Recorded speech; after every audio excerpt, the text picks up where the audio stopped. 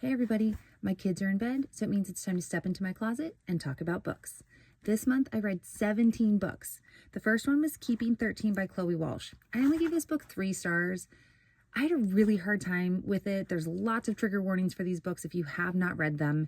A lot of domestic violence, domestic assault, child abuse. It's a tough read.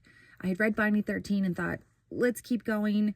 I still gave this book 3 stars though, because I definitely got sucked into the hot rugby player world.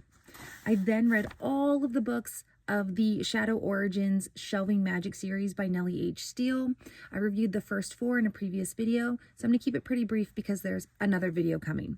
So Shadow Origins, Shadow Beasts, Shadow Charms, and Shadow Lord. I gave 3 stars. Pretty solid books.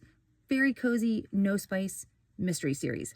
Shadow Moon, Shadow Omens, Shadow Witch, Shadow Curses, and Shadow Legend, 4 stars. This series definitely gets better the more you read it, and they build. So you can't skip around. You have to read them in order. Then I read The Sun and the Star Maker by Rachel Griffin. 5 stars. This book was amazing. The only reason I don't have a lot of these books to show you guys is because I lend my books out to friends. But if you have not read The Sun and the Star Maker by Rachel Griffin, you have to. Love Song by Elle Kennedy, 5 stars. Like I've said before, anything she writes, pure gold for me. Then I read Faults, a Primrose Hill novel by Brittany Storm. This book, solid 4 stars, only because I want to be the main character, Addison, and because I'm grumpy that I can't be, I gave it 4 stars. Now, I'm really, really blessed to be on the arc for the second book that's coming out, Curveball, so stay tuned for that. Sorry for that interruption. Turns out my kids are not asleep. Okay, the next book was Till Summer Do Us Part by Megan Quinn. 4 stars, fast-paced, witty banter. It makes me want to go to this summer camp, but only if Dean's going to be there with me.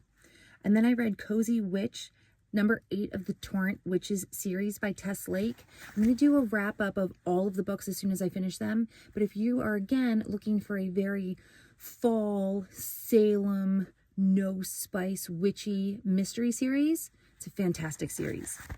Then I read Consider Me by Becca Mack, Playing for Keeps number 1. 3 stars. Talked about this before. Great book. Absolutely want to date Carter if I wasn't already happily married. But just a little repetitive for me. And then the last book that I read was Never Keep Sins of the Zodiac, number 1 by Carolyn Peckham.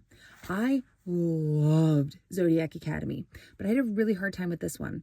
I did do this book on Audible, and yes, Audible is reading, especially for us busy moms out there, but I just couldn't get into